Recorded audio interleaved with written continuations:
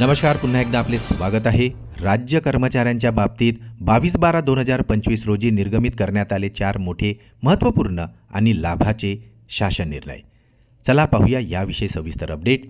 त्यापूर्वी चॅनलला जर नवीन असाल तर सबस्क्राईब करायला विसरू नका आणि नवनवीन अपडेट मिळविण्यासाठी बेल आयकॉनला प्रेस करायलाही विसरू नका. अत्यंत कामाची बातमी शेअर करायलाही विसरू नका. राज्य कर्मचाऱ्यांच्या बाबतीत 22 डिसेंबर 2025 रोजी 4 मोठे महत्त्वपूर्ण शासन निर्णय निर्गमित करण्यात आलेले आहे. एकीकृत निवृत्ती वेतन योजना लागू करण्याबाबतचा एक अत्यंत महत्त्वाचा निर्णय जाहीर करण्यात आलेला आहे.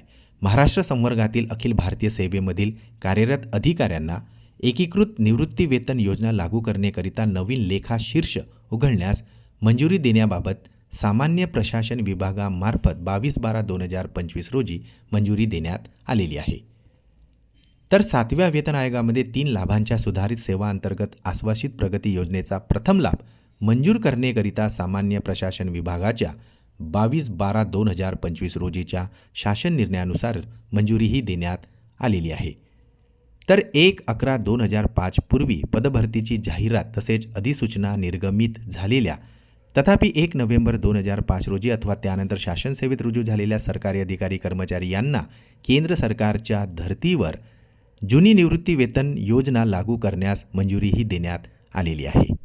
तर चौथे मोठे महत्त्वाचे निर्णय म्हणजे कक्ष अधिकारी संवर्गात 4 वर्षाच्या नियमित सेवेनंतर मंजूर करण्यात येणाऱ्या अकार्यात्मक वेतन श्रेणी मंजुरीकरिता अखंड सेवा ग्राह्य धरण्यास विधी आणि न्याय विभागामार्फत सुद्धा 22/12/2025 रोजीच्या शासन निर्णयानुसार मंजुरी देण्यात आलेली आहे.